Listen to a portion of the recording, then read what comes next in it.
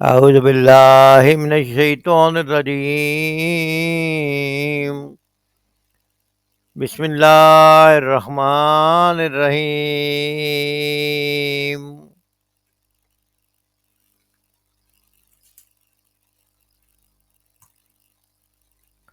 الشهر الحرام بالشهر الحرام والحرمات قصاص فمن اعتدى عليكم فاعتدوا عليه بمثل ما اعتدى عليكم واتقوا الله واعلموا أن الله مع المتقين. صدق اللہ العظیم. اس سے گزشتہ آیات میں کافروں سے اور اللہ کے دشمنوں سے جنگ کرنے کا حکم تھا کہ اگر وہ مسلمانوں کے اوپر ایگریشن کرے تو تم بھی اس کا جواب دو. اور پھر فرمایا گیا کہ اگر وہ مسجد حرام کے پاس بھی وہ لڑائی کی ابتدا کریں، وہ زیادتی کریں تو تم بھی اس کا جواب دو. اب حرام مہینوں کا متعلق ذکر ہو رہا ہے اس آیت میں، سورۃ البقرہ کی آیت نمبر 194 میں، جو ابھی ہم نے پڑھی ہے کہ حرام مہینے جو ہیں ان میں لڑائی کا کیا حکم ہے. الشہر الحرام و بالشہر الحرام والحرمات قصاص. ماہ حرام کی پابندی ہے، ماہ حرام کی پابندی کے بدلے. ماہ حرام کون سے ہیں؟ عرب میں چونکہ حج کے دنوں میں لڑائی جھگڑا اور جنگ و جدل بالکل بند ہوتا تھا، لیکن کفار اتنے بدبخت تھے کہ یہ اس وقت کے مشرکین مکہ کہ جب انہوں نے کسی قبیلے پر چڑھائی کرنی ہوتی تھی تو کسی حرام مہینہ یعنی ذی القعدہ، ذی الحجہ اور محرم کے مہینے، حج کے مہینے ہیں، ان میں سمجھا یہ جاتا تھا کہ کوئی بندہ لڑائی نہیں کرے گا، کوئی بندہ جنگ نہیں کرے گا، کوئی بندہ چوری ڈاکہ نہیں کرے گا. اور پھر جب ان کا ایگریشن کا موقع آتا تھا طاقتور قبیلوں کا کسی اور کے اوپر حملہ کرنے کا، تو وہ کہتے تھے اس دفعہ ذی القعدہ جو ہے وہ 2 مہینے بعد آئے گا. تو اس کو نسی کی رسم کہتے تھے. تو اس رسم کے لیے بتایا گیا تھا کہ حرام مہینے وہی ہیں جو اللہ تعالیٰ نے بیان کر دیے ہیں، اور حج کے مہینے جو ہے امن و امان کے مہینے ہیں، اور ان کی پابندی لازمی ہے. اور بالحرمات و قصاص، اور تمام حرمتوں میں برابر کا بدلہ ہے.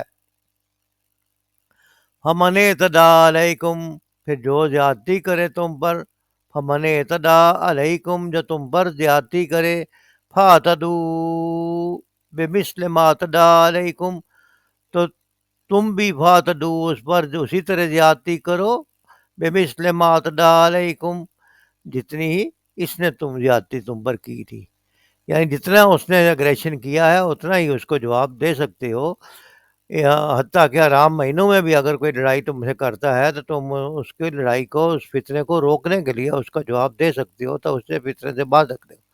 واتقوا اللہ، اور اللہ سے ڈرو، واعلموا، اور جان لو کہ ان اللہ مع المتقین، بے شک اللہ پرہیزگاروں کے ساتھ ہے.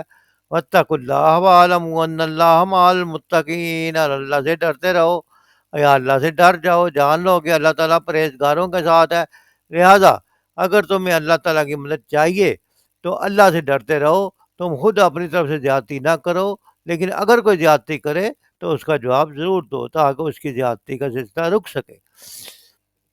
سورۃ البقرہ کی آیت نمبر 194 جو ہے ہم نے ترجمہ پڑھا ہے اس کا. اس کا مفہوم یہ ہے کہ ماہ حرام کا بدلہ ماہ حرام ہی ہے. یعنی یہ جو ادر بدل کر لیتے تھے مہینوں میں کہ کوئی حرام مہینے کو حلال کر لیا، حلال کو حرام کر لیا، یہ ایسا نہیں ہو سکتا. ماہ حرام کا بدلہ ماہ حرام ہی ہے، اور تمام حرمتوں کا لحاظ برابری کے ساتھ ہوگا. لہٰذا جو تم پر دسترازی کرے تم بھی اسی طرح اس پر دسترازی کرو. البتہ اللہ سے ڈرتے رہو، اللہ سے ڈرتے رہو کہ تمہاری طرف سے کوئی زیادتی نہ ہو. یہ جان رکھو کہ اللہ تعالیٰ انہی لوگوں کے ساتھ ہے جو اس کی حدود توڑنے سے پرہیز کرتے ہیں. لہٰذا تم خود بھی اللہ تعالیٰ کی حدود توڑنے سے پرہیز کرو، اللہ تعالیٰ کی حکموں پر چلو. اللہ تعالیٰ نے جو طریقے زندگی دین دیا ہے اس دین کے مطابق عمل کرو، خود اپنی طرف سے زیادتی نہ کرو، لیکن اگر کوئی زیادتی کرے تو اس کا اسی حد تک جواب دو، تاکہ اس سے زیادہ نہیں، تاکہ اس کی زیادتی کا کلا کما کیا جا سکے. سید ابو العالم مودودی رحمۃ اللہ علیہ ظاہر کی تفسیر میں لکھتے ہیں کہ حضرت ابراہیم علیہ السلام کے وقت سے یہ قاعدہ چلا آ رہا تھا کہ ذوالقعدہ، ذوالحجہ اور محرم، یعنی حج سے ایک مہینہ پہلے اور حج سے ایک مہینہ بعد حج کے لیے مختص تھے 3 مہینے، اور رجب کا مہینہ عمرے کے لیے خاص کیا گیا تھا۔ ان 4 مہینوں میں جنگ اور قتل و غارت گری ممنوع تھی تاکہ زائرین کعبہ امن و امان کے ساتھ خدا کے گھر تک جائیں اور اپنے گھروں کو واپس ہو سکیں۔ اس بنا پر ان مہینوں کو حرام کہا جاتا تھا، حرمت والے مہینے کہا جاتا تھا۔ آیت کا منشا یہ ہے کہ ماہ حرام کی حرمت کا لحاظ رکھیں اور کفار کریں اگر تو مسلمان بھی کریں۔ اگر وہ اس حرمت کو نظر انداز کر کے کسی حرام مہینے میں مسلمانوں پر دست درازی کر گزرے، پھر مسلمان بھی ماہ حرام میں بدلہ دینے کے مجاز ہے۔ تفسیر ابن کثیر میں بیت رضوان یعنی وہ بیت جب نبی کریم صلی اللہ علیہ وسلم ذی القعدہ کے مہینے میں حرام مہینہ میں عمرہ کرنے کے لیے صحابہ کرام کے ساتھ مکہ تشریف لے گئے تو مشرکین مکہ نے آپ کو حدیبیہ والے میدان میں روک دیا اور صلح اس بات پر ہوئی کہ آئندہ سال آپ عمرہ کریں اور اس سال واپس تشریف لے جائیں۔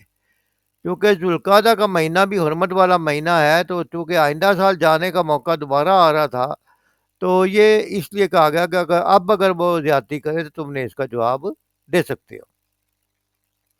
مفتی تقی عثمانی صاحب بھی اس کی تفسیر میں لکھتے ہیں کہ اگر کوئی شخص حرام مہینے کی حرمت پامال کر کے تم سے لڑائی کرے تو تم بھی اس سے بدلہ لے سکتے ہو۔ آیت کے اگلے حصے میں اللہ تعالیٰ نے فرمایا کہ اللہ تعالیٰ متقین کے ساتھ ہے، اللہ تعالیٰ اطاعت اور پرہیزگاری اختیار کرنے والوں کے ساتھ ہے، اس لیے تم اطاعت اور پرہیزگاری اختیار کرو اور جان رکھو کہ دین اور دنیا میں اللہ تعالیٰ کی تائید و نصرت کس کے ساتھ رہتی ہے؟ جو اللہ تعالیٰ کی اطاعت اور پرہیزگاری اختیار کرتے ہیں، یعنی تقوی اختیار کرتے ہیں۔ ڈاکٹر اسرار احمد لکھتے ہیں کہ اللہ تعالیٰ کی تائید و نصرت اور اس کی مدد اہل تقوی کے لیے ہے۔ دعا ہے کہ اللہ تعالیٰ ہمیں متقین میں شامل فرمائے اور تقوی اختیار کرنے کی توفیق عطا فرمائے اور دین کی صحیح سمجھ عطا فرمائے۔ وما علینا الا البلاغ۔